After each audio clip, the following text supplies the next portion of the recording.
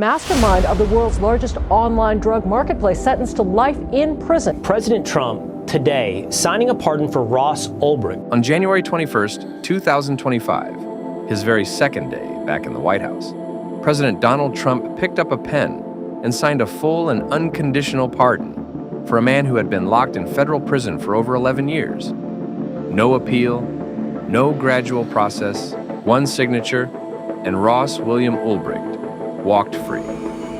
To his supporters, he was a visionary, a peaceful libertarian philosopher who built something the world had never seen before, a man whose punishment was catastrophically out of proportion to his crimes. He was looking at never, ever getting out for designing a website.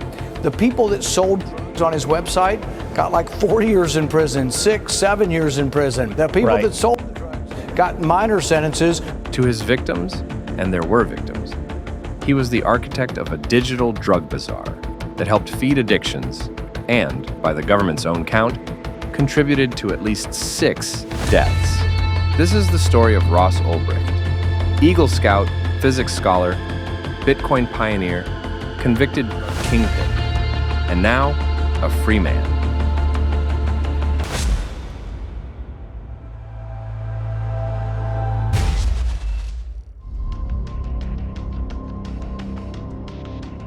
By every outward measure, he was the kind of kid parents brag about at dinner parties.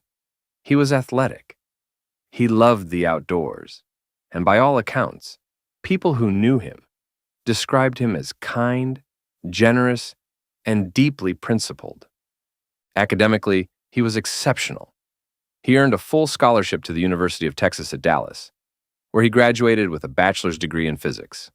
But somewhere inside the lecture halls, a different version of Ross Ulbricht was taking shape. He tried day trading. He co-founded a used book company. Neither took off. And that's when the idea arrived, the one that would change everything. He would build a marketplace, one that operated completely beyond the reach of any government, one where people could buy and sell freely, anonymously, guided only by voluntary exchange. He called it Silk Road. In January of 2011, at the age of 26, Ross Ulbricht launched Silk Road. To access it, you needed a special browser called Tor, software that masked your identity by bouncing your connection through servers around the world. And to pay for anything, you used Bitcoin, a then obscure cryptocurrency that left no paper trail. Envision the site as a free market experiment. What he actually built was the world's most sophisticated drug marketplace. At its peak, Silk Road hosted thousands of listings for heroin, cocaine, methamphetamine, LSD, and nearly every other controlled substance imaginable. It processed over 1.5 million transactions. Federal prosecutors calculated that it generated more than $200 million in revenue, with Ulbricht personally collecting around $18 million in commissions from vendors selling poison to strangers. Ulbricht, in his own way, was running a business, a brutally efficient, deeply illegal business. But as Silk Road grew, so did the pressure around it, and Ulbricht began making decisions that prosecutors would later argue crossed a line that had nothing to do with drugs. When a user began threatening to expose the identities of thousands of Silk Road customers, Ulbricht allegedly paid $730,000 in Bitcoin to have him killed. Then he allegedly paid to have additional people eliminated. His downfall began with a single mistake. In the early days of Silk Road, he had posted on a forum using the handle Altoid, seeking a programmer, and accidentally included his real Gmail address, which contained his full name. On October 1st, 2013, FBI agents tracked him to the Glen Park branch of the San Francisco Public Library. He was sitting at a laptop, logged into Silk Road as Dread Pirate Roberts, when agents seized his computer mid-session before he could encrypt or delete anything. In February 2015, after a jury trial, Ross Ulbricht was convicted on all 7 federal counts: distributing narcotics, engaging in a continuing criminal enterprise, conspiring to commit computer hacking, money laundering, and conspiracy to traffic fraudulent identity documents.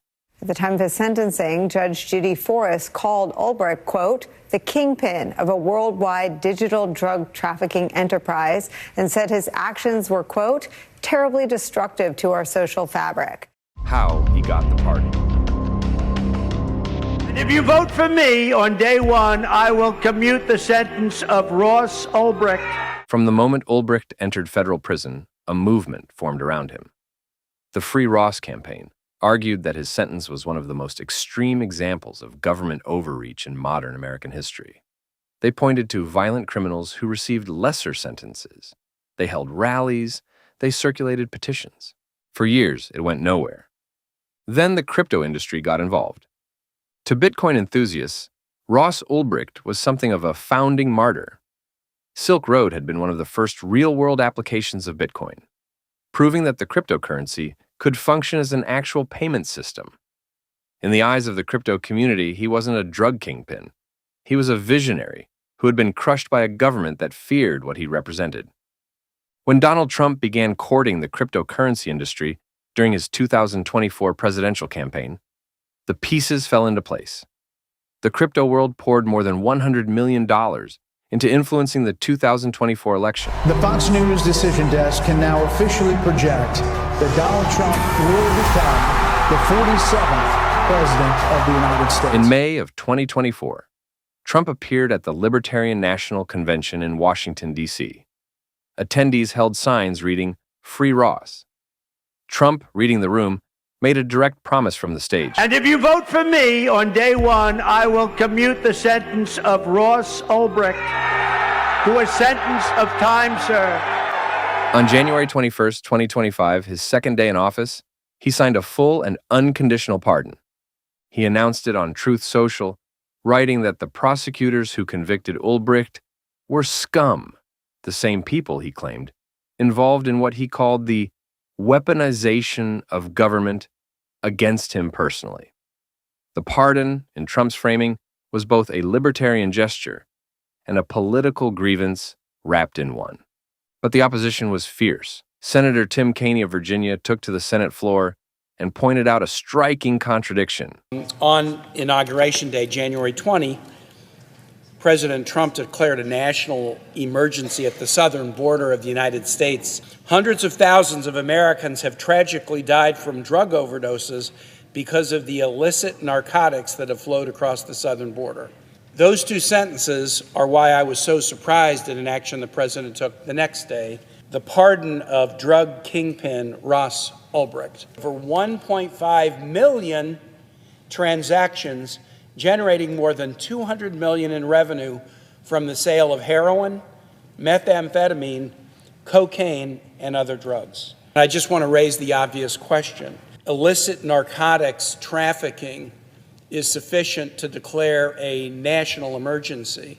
And I would assert that the pardon of Mr. Ulbricht undercuts the legitimacy of the claim that what Mr. President Trump is worried about is drug trafficking. Critics also raised a question that had nothing to do with partisan politics. What message does this send? The pardon came not through any formal clemency process, not after years of review.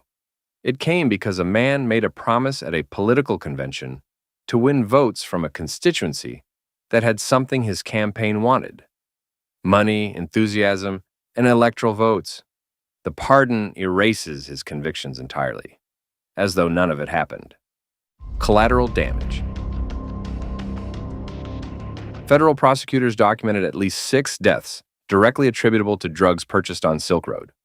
At Ulbricht's sentencing, the father of one of those victims stood before the court and spoke.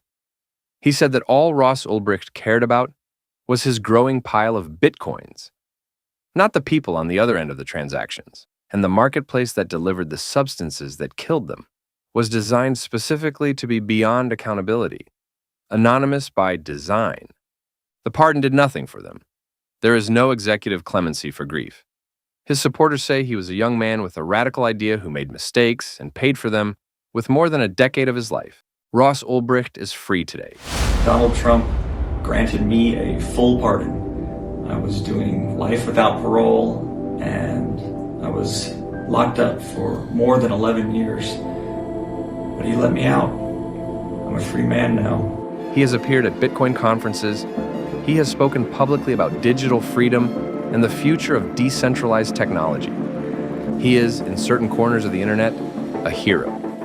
Whether you believe his sentence was justice or cruelty, whether you see his pardon as mercy or politics, the story of Ross Ulbricht doesn't end with his release. Every dark web market that came after it, every anonymous drug transaction, enabled by the infrastructure he proved was possible, that is his legacy. Today, the Department of Justice announces the takedown of the dark web market Alpha Bay. The largest and longest running illegal marketplace in all the world is shut down. The illegal marketplace called Hydra Market. It does not matter how well you conceal your assets. It does not matter how cleverly you write your malware or hide your online activity. The Justice Department will use every available tool to find you, disrupt your plots, and hold you accountable. That's the story of the first pardon of Donald Trump's second term. Subscribe to follow this series because there are more names on that list, and every one of them has a story that deserves to be told.